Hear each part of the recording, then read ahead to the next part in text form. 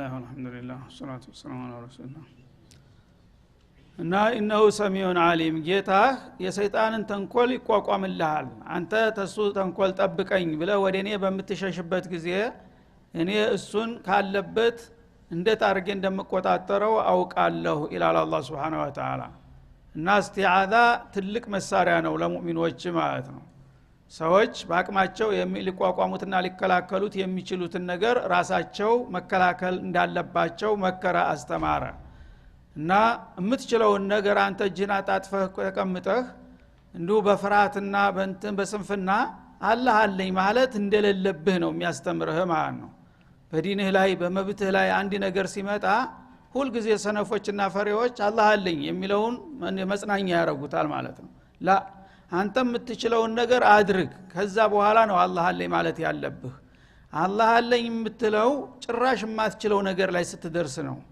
እንደ ኢብሊስ ያለ ነገር ስጉር የሆነ ጥላት ከመጣብህ አንተ 10 ጊዜ ብትጠነቀቅ ልትቋቋመው አትችልምና ይሄን የማልችለውን ነገር አንተ ነህና የምታየው የምትቆጣጠረው ጌታዬ ያዝልኝ ብትል ያምርብሃል ግን ያንተው ቢጤ ጦር መሳሪያ ለብሶ የሚመጣ ሰው ከሆነ አንተ መከላከል ትችላለህ ጉልበት ሰጥቷል አይን ሰጥቷል ጆሮ ሰጥቷል ለምን ነው የምትፈራው የምትችለውን አድርግ እርግጥ ነው መጀመሪያ በመልካም ሁኔታ በእጽሩ ጸባይ የሚቻለውን ሁሉ ታደርጋለህ እምቢ ካለ ግን በመጣበት ለመቋቋም መቻል አለብህ ምክንያቱም እሱ ለርኩስ ዓላማው መስዋዕት ከፍላለሁ ሲል አንተ ደግሞ ለቅዱስ ዓላማህና ለሐቅህ መከላከል ግዴታ ነው ያንን ካላደረክ ግን አንተ የራስህ እንግዲህ ስንፍናና ፍርሃትን ነው የተላበስከው ያ ከሆነ ደግሞ አላህ ጅወናዎችን አይወድም ማለት ነው እንደ ኢብሊስ የሆኑ ስጉርና ተንኮለኞች ከሆኑ ግን አርግጥ ነው እኔ ሰማለሁ አያለሁ የት እንዳለ ምን እንደሚሰራ አውቃለሁ እሱን የቀፍደጀ ይዝልሃለሁ ይላል አላህ Subhanahu Wa Ta'ala እና ዘላይ አንድ የሐኪም ፈልሳፋ የነበራቸው ሰውዬ ተማሪያቸውን የስተዓዛን ፋይዳ ሊያስተምሩት ፈለጉና አንድ ኃይለኛ ውሻ አልፈ ስትሄድ በሰጎ ቢመጣብህና ሊወጣብህ ቢሞክር ምን ታደርጋለህ አሉት ከላከላለሁ ዱላዬን አንስቼ አለ እና ዱላ የማይመልሰውም ሊሆን ይችላል አንዳንዱ ውሻ ኃይለኛ ነው እና በጣም በርትቶ ከመጣብህ እኔም ጠንክሬ መከራከር አለብኝ አለ እንዴ በጣም ደግሞ ዘሎ ራስ ላይ ሊወጣ ቢያጋምርስ ይሉታል እኔም ባላ ነፍስ ናት መከላከል አለብኝ አይ ይሄማ መቋጫ የሌለው ችግር እኮ ነው አንተ የምታረገው ያለው አሉ ታዲያ ምን ላድርግ ዝም ብዬ ልበላ አላቸው ባለቤቱን ጠርተ ባለውሻው ባከያዝልኝ እኔ አልፌ መሄድ ነው የምፈልገው ቤታችሁ አልገባም ብትለው ናና ይለዋል እዛ ቁጭ ተመልሶ ይሄዳል ጅራቱን እየቆላ ስለዚህ ኢብሊስ ጋራ አንተ በገዛ አቅሜ ቋቋማለህ አትበል ኢብሊስ ማለት ውሻ ማለት ነው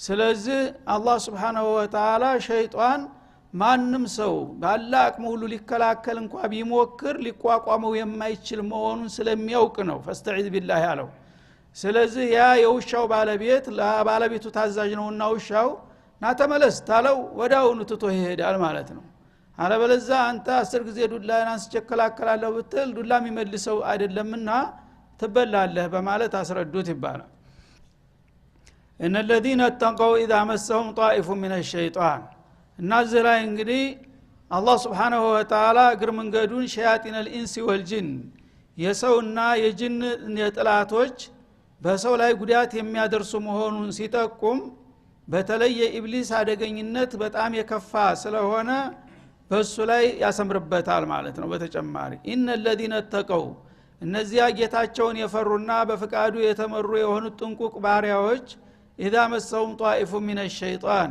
ከሰይጣን የሆነ ዟሪ በሚዞርባቸው ጊዜ ሰይጣን መጥቶ ሊተናኮላቸው በሚቃኛቸው ጊዜ ማለት ነው ተዘከሩ ያኔ አጅሬ እንደመጣና ተንኮል ሊሰራባቸው እንዳሰበ ይገነዘባሉ አዝማሚያው ያስታውቃቸዋል ማለት ነው እንግዲህ ነብይ የሆነ ሰው ንቁ የሆነ ሰው አንድ አጋጣሚ በሚፈጠርበት ጊዜ ሰይጣን መጥቶ በዛ ነገር ላይ ጣልቃ ሲገባ ሙገፈል ታልሆንክ ሁኔታው ያስገነዝብሃል ማለት ነው እና ሰይጣን መጣ ይላል ሰው ብዙ ጊዜ ሰይጣን ገብቶብናል አውዝ ቢላሂ በሉስቲ ይላል ንቁ ሰው ሌላው ሰው ግን እዚህ የሚናገረውን ሰውዬ ብቻ ነው የሚያስበው ስለ ሰይጣን ትዝ አይለው የዛ ጊዜ እሱ ጋር ሲተናነቅ አጅሬ ስራውን ይቀጥላል ማለት ነው ስለዚህ እነዚህ ጥንቁቅ የሆኑ ሙእሚኖች አንድ ነገር የሚያናድድና የሚያበሳጭ የሚያጋጭ ነገር በሚከሰትበት ጊዜ ያ ነገር ከጀርባ ሸይጣን እየቆሰቆሰው መሆኑ ይገባቸዋል ቶሎ ብሎ ማለት ነው።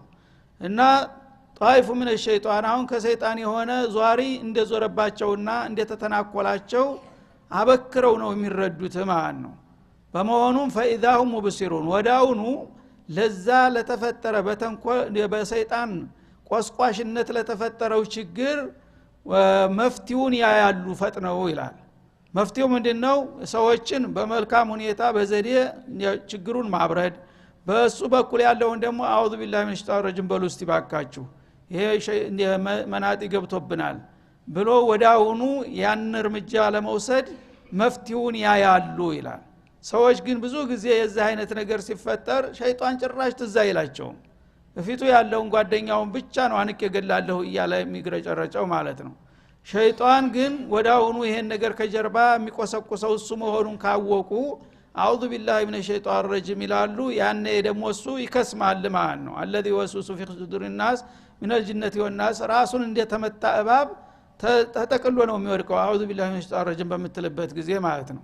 የዛ ጊዜ ሁሉም ወደ ሩሽዱ ወደ አቅሉ ይመለስና ምን ነካን ብሎ ቆም ብሎ ያስባል፣ ወደ ወርቅ ይወርዳል ማለት ነው። ይህንን ነገር ተነቡህ የማይሆኑ የማይነቁ ሰዎች ግን መጀመሪያ ያው የሰይጣን ሰለባ ይሆናሉ። ከዛም ደግሞ ፈጥኖ መወሰድ ያለበትን እርምጃ ሳይወስዱ በመቅረታቸው ነገሩ እየተባባሰና እየተፋፋመ ይሄዳል። ሁሉም ነገር ይበላሻል። ይሄ ነውና እናንተ ከነዚህ አይነቶቹ ሰለባዎች እንዲያትሆኑ እወቁና ተጠንቀቁ ይላል አላህ Subhanahu Wa Ta'ala። በየቀኑ የሚያጋጥመን ነገር ይሄ ነው ማለት ነው።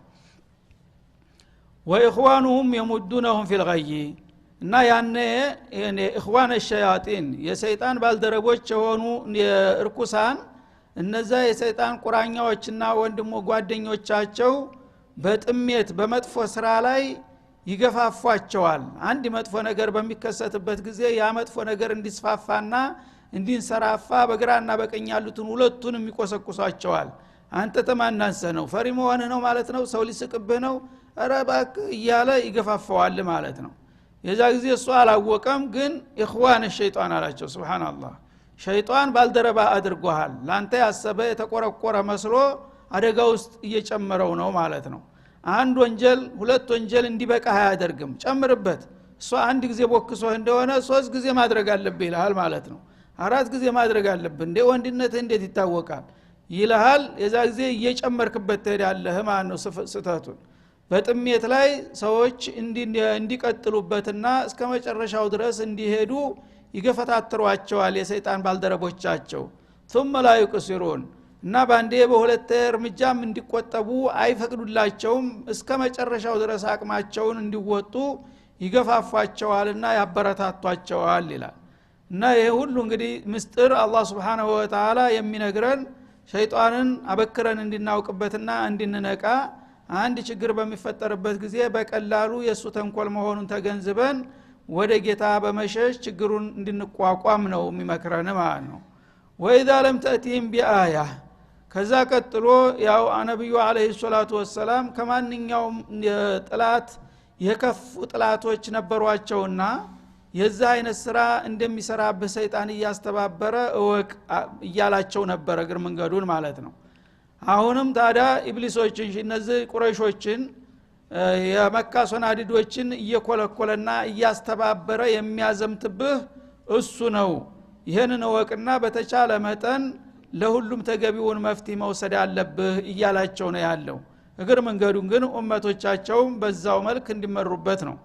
እና ወኢዛ ለንተቲም ቢአያቲን አንተ እነዚህ ጥላቶች መተው እውነት እንደምትለው የአላህ ነብይ ከሆንክ እስቲ ልዩ የሆነ ተአምር አሳየን።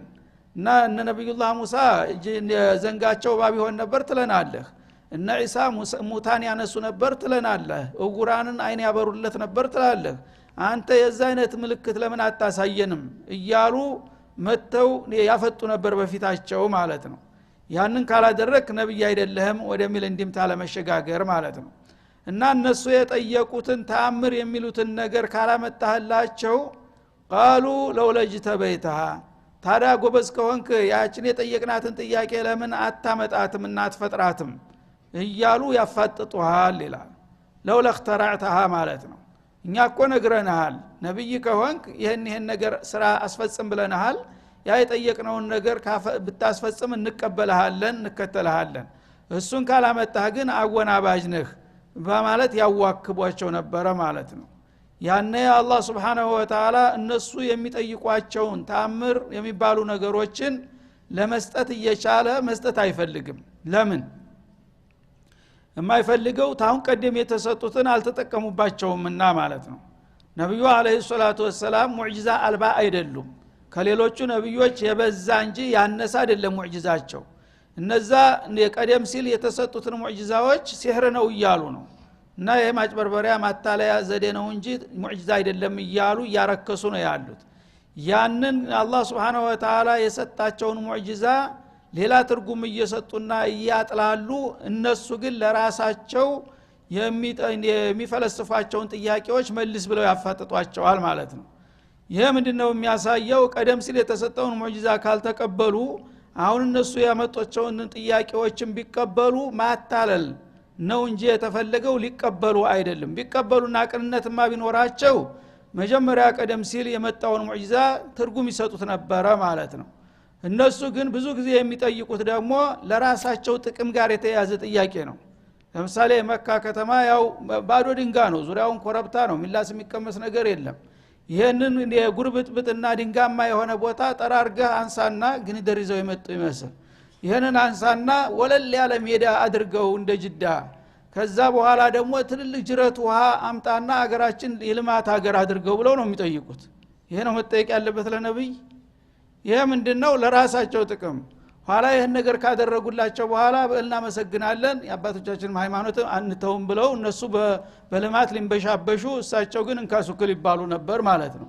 ይሄን ምስጢር ያቃል አላህ Subhanahu Wa Ta'ala እንደገና ለምን ወርቅ አታረገውም የመካን ኮረብታ ይሄ ሁሉ ጥቁር ድንጋይ ተሚያጨናንቀን ወርቅ ብታረገው እኮ በአለም ላይ አንደኛ እንበለጽጋለን ይሄን ወርቅ ብታከፋፍለን የዛ ጊዜ አንተ ጋር እንስማማለን ይላሉ ያን ወርቅ ካደረጉ በኋላ በቃና ምንልህም ወርቁ ግን ያገራችን ያፈራው ነው ብለው ቁጭ ይላሉ ማለት ነው ይሄ ነገር ስለሚያቅ መልስ አልሰጣቸውም ይላል በሰጣቸውም ሊቀበሉ አይደለም ይሄን ነገር ለመከራከር ያመጡት ለማድረቅ ነው እንጂ ለመቀበልማ ቢሆን ኑሮ መጀመሪያውኑ እንደቀናኤዎቹ ይቀበሉ ነበር ያም ደግሞ ተራ መቀበል እንኳን ቢያቅታቸው ትልልቅ ወሳኝ ሙዕጂዛ አሳይታቸዋል ጨረቃ እንደ ዳቦ ለሁለት ተገምሶ ታይቷል ያ ያላሳመነው እንደገና የመካ ኮረብታ መነሳቱ ነው የሚያሳምነው በማለት ይሄን ነገር አልሰጥም አላደርግላቸውም ቢያምኑ ይመኑ አልበለዛ እነሱ የሚያቀርቡትን አግባብ የሌለው ጥያቄ መመለስ አያስፈልግም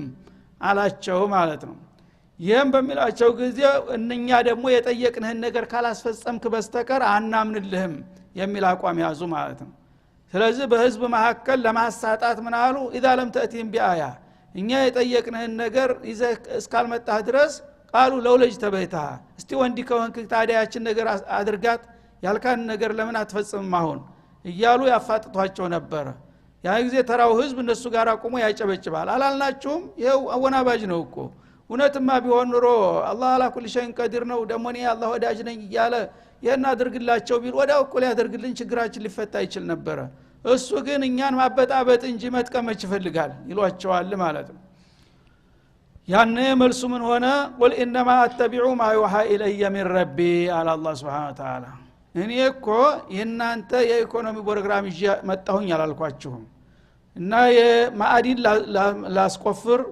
ወይም ደግሞ ጋራ ላስገነብር አይደለም ተልኬ የመጣሁት ሽርክን ላስወግር ነው አላህ Subhanahu Wa Ta'ala ዓለምን የፈጠርኩት እኔ ብቻ ነኝ ፍጥረታት ደግሞ እኔን ብቻ አውቀው ለኔ ብቻ ማደር አለባቸው እኔን ብቻ ማምለክ አለባቸውና ተውሂድ አስተምራቸው ብሎ ነው እንጂ የላከኝ እኔ ጋራ ቁፈራ ጋር ምን አገናኘኝ እኔ ከጌታዬ የተሰጠኝን መመሪያ ብቻ ነው የምከተለው እናንተ ያላችሁትን መስፈርት ማሟላት ግዴታ አይደለም በማለት መልስላቸው ይላል ማዩሃ ኢለየ ረቢ ማለት ጌታዬ ወደኔ የሚያስተላልፈው የዕለት ተዕለት መመሪያ انما ان اعبدوا الله ولا تشركوا به شيئا አንድ አላህን ብቻ ተገዙ በሱ ምንንም ማንንም አታጋሩ ያኔ ጌታ ይወዳችኋልና ይባርካችኋል ብለህ ንገራቸው ነው የተባልኩት ይሄን መልእክት አድርሻለሁኝ ከዛ በኋላ ጎራ ፈነቀለ ጎርፍ እንትና ውሃ ፈነዳ የሚባለው ነገር እኔ ጋራ የሚያገናኘው ነገር የለም በማለት መልስ ሰጣቸው ማለት ነው።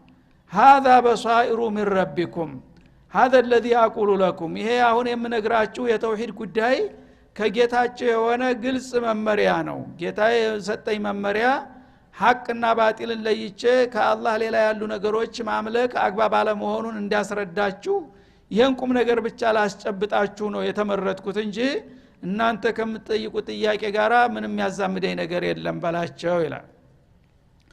በሷይሩ من ربكم ማለት ሁጀጁን ወበራሂኑ من ربكم በዚህ እንግዲህ በቁርአን አማካይነት ለኔ የሚደርሰኝ መመሪያ ከጌታችሁ የሆነ ብሩህ መመሪያ ነው። ሐቅን ቁልጭ አድርጎ የሚያሳይ የተውሂድ ፋና ነው ይጀላችሁ የመጣሁት ማለት ነው። ወሁደን ለህይወታችሁ ደግሞ በየፈርጁ ቅን የሆነ መመሪያ ነው። ኸይርና ሸሩን ኢማንና ኩፍሩን ጠቃሚና ጎጁን ጥላት ወዳጁን እንድትለዩ ቁልጭ ያለ መመሪያ ይጀላችሁ መጣሁኝ። ወራህመቱን እንደገና ይሄን መመሪያ መለኮታዊ መመሪያ ስትቀበሉ ደግሞ የጌታን ርህራሄ ታተርፋላችሁ። ጌታ የጠየቃችሁን ነገር ስታደርጉ እሱ ደግሞ ለእናንተ የሚበጃችሁን በዱንያ በአኺራ ጸጋውን ይቸራችኋል ማለት ነው። ለቀውም ይؤمنون የሁሉ ውጤት የሚመጣው ታዲያ ለአመፀኞቹና ለልግመኞቹ ሳይሆን ለሚያምኑት ለቀናኢዎቹ ነው። ሙእሚን ሆናችሁ የጌታን ጥሪ ከተቀበላችሁ ፈለስተጂቡ ሊ ወሊኡሚኑ ቢላአለሁም የርሹዱን ብሏልና እሱ ደግሞ ለእናንተ ለዲናችሁም ሆነ ለዱንያችሁ የምትፈልጉትን ነገር እንዳውም ካሰባችሁት በላይ ይሰጣችኋል። እናንተ ግን ይሄንን ጠቃሚ የሆነ ነገር ትታችሁ የማይረቡ ብልጭልጭ ግዚያዊ ነገሮችን ካላመጣህ እያላችሁ ነው የምታንገራጥቱ ያላችሁት። አላህ Subhanahu Wa Ta'ala ቀናኢነት ለሰጣቸው የእምነትን ባለ ላላቸው ሰዎች ይሄንን የተውሂድን ጥሪ በመቀበላቸው ሁሉም ነገር ችግራቸው እንደሚፈታ አላህ ነግሮኛል። ከፈለጋችሁ በዚህ መልክ ነው እኔ ተወክል የመጣሁት ብለ መልስላቸው ይላል። ወኢዛ ቁሪአ አልቁርአን ይሄ ደግሞ ከጌታ የተላከልህ መንባብ ቁርአን በሚነበብባቸው ጊዜ ፈስተሚዑ ለሁ በላቸው። የጌታ ቃል ነውና ምንም በእኔ አንደበት ቢነበብና ቢቀረብም የማን መልእክት እንደሆነ ተገንዝባችሁ ቁርአንን ዋጋ ሰጣችሁ ከልባችሁ ረጋ ብላችሁ አዳምጡት። አታውካኩ አትረብሹ ማለት ነው። ልክ ቁርአን ሊቀሩላቸው በሚመጡ ጊዜ ይሄ መናጢ መጣ። لا تسمعوا لهذا القرآن والغوا فيه لعلكم تغلبون ይሉ ነበር። ያው እንደና እየተጫወትን ይያለን ይሄ ሊረብሸን መጣ። እንግዲህ አሁን የአላህ ቃል ስሙ ብሎ እንግዲህ የሱን ዜማ ሊያነበንብልን ነው። ስለዚህ እሱ ሲመጣ ጸጥ ብላችሁ ማዳመጥ የለባችሁም። አውካኩ ረብሹ አፏጩ አጨብጭቡ ይሏቸው ነበር ማለት ነው። የዛ ጊዜ ዱርየው እንግዲህ ተዘጋጅቷል። ልክ እሳቸው መጣው አውዙ ቢላሂ ሚነሽ ሸይጣን ረጂም ሲል ቀውጢ ይሆናል። ዙሪያውን ጫጫታ እኩሉ ያጨበጭባል፣ እኩሉ ያፏጫል፣ እኩሉ ይጮሃል ማለት ነው። የዛ ጊዜ መስማት እንኳን አልተቻለም። ስለዚህ ኢዛ ቁሪአ አልቁርአን የአላህ ቃል በሚነበብላችሁ ጊዜ ፈስተሚዑ ለሁ እስቲ ረጋ ብላችሁ አዳምጡት በላቸው። አንድ ሰው ጥላትም ቢሆን እኮ የሚለውን ነገር ሰምቶ ነው መልስ የሚሰጠው እና ጭራሽ አልሰማም ማለት ምናልባት በጥላትም በኩል የሚጠቅም ነገር ይመጣል እኮ አንድ ጊዜ የሚያስማማ ነገር መፍትሄ ይዞ ሊመጣ ይችላል። ስለዚህ ቁርአን በሚመጣ ጊዜ ለምንድነው ጸጥ ብላችሁ የማታዳምጡት? አዳምጡና ከተስማማችሁ ትቀበላላችሁ፣ ካልሆነ ደግሞ መልስ ነው የምትሉትን ነገር ትሰጣላችሁ እንጂ እብዲ መስል ሰው ሲናገር እናንተ መጮህና መረበሽ ለምን በላቸው ይላል። ወአንሲቱ ጸጥ በሉ። ይሄ ራሱ ተሐዷራ ሚራቀ ነው፣ ብልግና ነው። አንድ ሰው መጥቶ በሚናገርበት ጊዜ ትሰማዋለህ። ተሰማው በኋላ ጥሩ ነገር ከሆነ ጥሩ ትደግፋለህ፣ ትስማማላችሁ። ካልሆነ ደግሞ ይሄ አባባልህ ልክ አይደለም ብለህ አንተም በተራ ደግሞ ተነስተ መልስ ትሰጠዋለህ። ጨዋ ይሆናል አካዱ ራሱ ማለት ነው። አንድ ሰው እናገራለሁ በሚል ጊዜ ኡካታ ከተፈጠረ ግን ያነ ለሁለቱም ላይጠቅም ይችላል ያ ነገር ማለት ነው። አለመግባባት ይፈጠራል፣ ጸጥታ ይደፈርሳል፣ ችግር ይፈጠራል። ስለዚህ የአላህ ቃል በሚነበብበት ጊዜ ደግሞ የማንም ቃል አይደለም። ነብዩ አለይሂ ሰላቱ ወሰለም እንደ ሰው እንደ ግለሰብ እኔ የምለውን ስሙ አይደለም የሚሉት፣ ረበል ዓለሚን የላከላችሁን ስሙ ብለው ነው የሚመጡት። ስለዚህ የዓለም ባለቤት የላከው መልእክት ቀላል ነው እንዴ?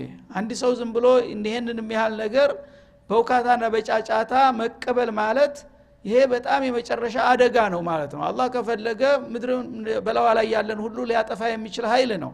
ስለዚህ የጌታ ቃል ሲናገር እንደ ተራ ብልግና ነገር ለምን በውካታና በረብሻ ትበጠብጣላችሁ ረጋ ብላችሁ አዳምጡ የአላህን ቃል በላቸው ጸጥ ብላችሁም ከልባችሁ ስሙ አስተውሉ ያንን ካደረጋችሁ ለአለኩም ቱርሐሙን አላህ Subhanahu Wa Ta'ala ያኔ በጭምትነት መልእክቱን ከሰማችሁ ሂዳያውን ሊሰጣችሁና እዝነቱን ሊያላብሳችሁ ይችላል ያ ካልሆነ ግን ጥፋታችሁን ነው እየናፈቃችሁ ያላችሁት እስቲ መጀመሪያ የሚነገረው ነገር የጌታ መልእክት ነውና ጌታ ደግሞ የማንም ጋር አይወግንም ሁሉም ፍጡሮቹ ናቸው ለሁላችንም የሚበጅ መፍትሄ ነው የሚያመጣው ያንን ነገር ረጋ ብላችሁ ሰምታችሁ በተረጋጋ ውካታ ምናምን በለለበት በሰከነ ሁኔታ አዳምጣችሁ ስታጣጥሙት መልእክቱ ሊገባችሁ ሊስማማችሁ ይችላል ያ ከሆነ ደግሞ የመቀበል እድል ይከፈታል ያኔ ጌታ ይታረቃችሁና ረህማውን ያለብሳችኋል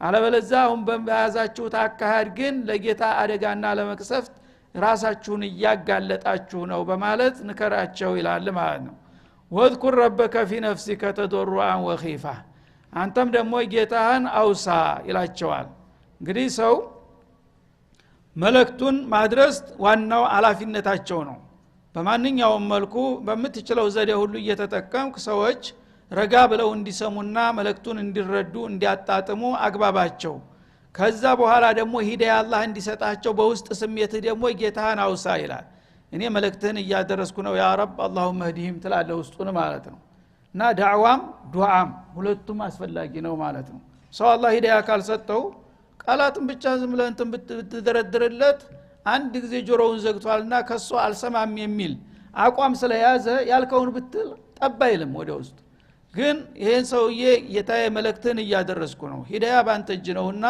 በዚህ ነገር እንዲሰማና እንዲጠቀም አድርገው ብለህ አንተ ከልብህ ደግሞ ዳዕዋና ዱዓውን ማካሄድ አለብህ ይላቸዋል ማለት ነው ዚክር አላህ እያደረክ አላህ ሰዎችን ሂዳያ እንዲሰጣቸው የምትነግረው ነገር ለሰዎች ፍሬ እንዲሰጥ ጌታ ጋራ ያለውን አላቃና ኢብቲሃላት ማድረግ ያስፈልጋል ማለት ነው ተዶሯን የተዋደቅከው ነህ እኔ ምን አቅም አለኝ ደካማ ነኝ እኔ መልእክትህን አደርስልሃለሁኝ አንተ ደግሞ ያንንም ዘራውን ነገር እንዲበቅል እንዲያፈራት ማድረግ ትችላለህ አንተ ሁሉንም ነገር አሳምረው የሚል ከልብ የሆነ ዱዓ ማድረግ የለብህ በውስጥህ ይላቸዋል في نفسك ማንም ሳይሰማ ማለት ነው ወኺፈተን እንደገና ደግሞ ቀስ ብለህ በቀስታ ማለት ነው ጮሆ ዱዓ ያረገ ከሆነ ደግሞ ጥላቶች መካከል اللهم اهدي እያልክ ተጮህክ ደግሞ እየረገመን ነው ወይም ሲህር ያረገብን ነው ብለው ደግሞ ሌላ ነገር ያመጣሉ ማለት ነው በመስጥር ግን ያው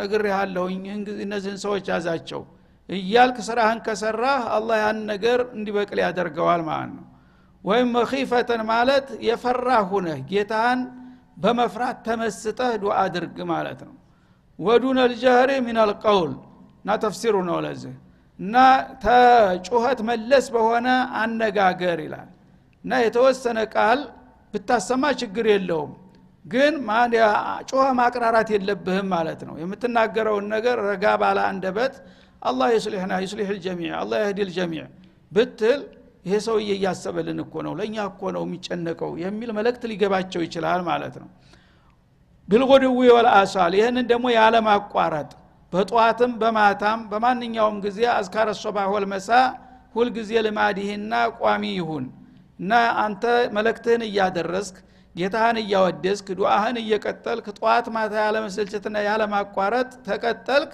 አንድ ቀን ውጤት ላይ ልትደርስ ትችላለህ ይላቸዋል እንጂ ولا تكن من الغافلين ከዝንጎዎቹ አትሁን እና ዝንጉ የሆኑ ሰዎች የተወሰነ ነገራቸው ይናገሩና መልእክታቸውን ከዛ በኋላ ውርድ ከራስ ብለው ቢቀበል ባይቀበል በዘመን አገባይ ከሱ ይላል ላ ሐላፊነት የተጣለበት ሰው ግዴለሽ መሆን የለበትም ማለት ነው በማንኛውም መልኩ በእኔ ሰበብ አላህ ሂዳያ እንዲሰጣቸው ወይ ምናልባት እኔ ደካማ ሆኜ ነው የማስረዳቸው ለታይ እንትን ሆኖ ተእሲርም አላረገው ከኔ ነው ችግሩ ብለህ ራስክን ዝቅ አድርገህ ጌታን የለመንክ ዱዓ ያደረክ ሲሆን የዛ ጊዜ አንተ ብቁና ንቁ ሆንክ ማለት ነው በጌታ በኩል የጣለብህን ሐላፊነት በትጋት እየተወጣ ነው ለወገኖች ደግሞ ያሰብክ እየተጨነክ ነው ያኔ አላህ እንዲሳካ ያደርግልሃል እንዲሁ ውርድ ተራስ የዝም ብለህ ባዶ ቃላትን ብቻ ወሩረህ ዘወር የምትል ከሆነ ግን ጋፊል ነህ አንተ ራስህ ጋፊል የሆነ ሰው ደግሞ በሌላው ላይ ተእሲር ሊያረጋ አይችልም ይላል አላህ Subhanahu Wa Ta'ala እና ሰዎች ብዙ ጊዜ በጌታና በአንተ መካከል ጣልቃ የሚገቡ የአላህ ረሱሎች ትልቅ ኃላፊነት ነው የተጣለባቸው ማለት ነው። ለሰው ልጆች ሂዳያ በጣም መጨነቅ ሌት ተቀን ሰለቸን ደከመን ሳይሉ መባተል መስራት ያለባቸው መሆኑን ያመለክታል። ያን ሁሉ ካደረጉ በኋላ እምቢ ካለ ግን ያው ተዛ በኋላ መስኡልያ የለባቸውም። እነሱ ሙሉ አጅራቸውን ያገኛሉ፣ ያ አመፀኛው ደግሞ ዋጋውን ያገኛል ማለት ነው። ስለዚህ ወላ ተኩን ሚነል ጋፊሊን ከዝንጎች መሆን የለብህም። ዳዒ የሆነ ሰው ራሱ ዝንጉ ከሆነ ሌላን እንዴት አድርጎ ሊያነቃ ይችላል? የተኛ ሰው ሌላውን የተኛ መቀስቀስ ይችላል? ራሱ ንቁ መሆን አለበት። ራሱ ንቁ ብቁ ከጌታው ጋር ያለው አላቃ በጌታ መመሪያ በትክክል ራሱን የሚቆጣጠር ከሆነ ነው በሌላ ላይ አሻራውን ሊያሳርፍ የሚችለው ማለት ነው። እነለዚነ عند ربك እነዚያ ጌታ ዘንዳ ያሉት ባለሟሎቹ መላእክቱላህ الكرام ማለት ነው لا يستكبرون عن عبادته ጌታቸውን ተመገዛትና ከመጸለይ አይኩራሩም ይላል። ማለት እናንተ የሰው ልጆች ከመላእክቶች አኳያ ምንም እዚህ ግባ የሚባል አይደለም የናንተ ዒባዳ። እኔ እኮ የሚገዛኝ የሚያወድሰኝ የሚያመሰግነኝ አላጣሁም አልቸገረኝም። በሰባቱ ሰማያት ሁሉ የሞሉት መላእክቶች ቅዱሳንና ንጹሃኖቹ ተሚገባው በላይ ጌታቸውን ይገዛሉ ያወድሳሉ። አንድ ቀንም በእኔ ላይ አንገራጥጡም አይኩራሩም፣ ሰጥለጥ ብለው ይገዙልኛል። ስለዚህ እናንተን ተገዙ የምላችሁ እኔ የአገልጋይ ጥረት ኑሮብኝ አይደለም። ሁል ጊዜ ለዚህ ሰለቸኝ ደከመኝ ሳይሉ ያለ ኩራትና ያለ ማንጓጠጥ ሰጥለጥ ብለው የሚገዙኛሉ። እናንተ የነሱን ፈለግ ብትከተሉ ለራሳችሁ ይጠቅማችኋል ብዬ ነው መመክራችሁ ይላል። አን ዒባደቲ ማለት ጌታቸውን ተመገዛት ሁል ጊዜ ሌት ተቀን እድሜ ልካቸውን ዘላለም ሁል ጊዜ ያለ መሰልቸት ያለ ማቋረጥ ነው የሚያወድሱት መላእክቶች። የሰው ልጆች ግን ሷሊሆች እንኳን ቢሆኑ እንደ መላእክቶች ሆነው መገዛት አይችሉም። በተለያዩ በግል ስሜታቸው ነው አብዛኛውን ጊዜ የሚያሳልፉት። መላእክታ ግን አይበላ አይጠጣ ምንም ነገር የሚያሻግለው ነገር የለ፣ አይተኛ፣ ሁል ጊዜ ጌታን በመገዛት ላይ ነው ተጠምዶ ያሉት ማለት ነው። ወይሰቢሁነሁ እና ጌታቸውን ያለ ማቋረጥ ሁል ጊዜ ያጠሩታል ያወድሱታል። ወለሁ የስጁዱን ለሱም ደግሞ ሁል ጊዜ በዘላለም ይሰግዱለታል።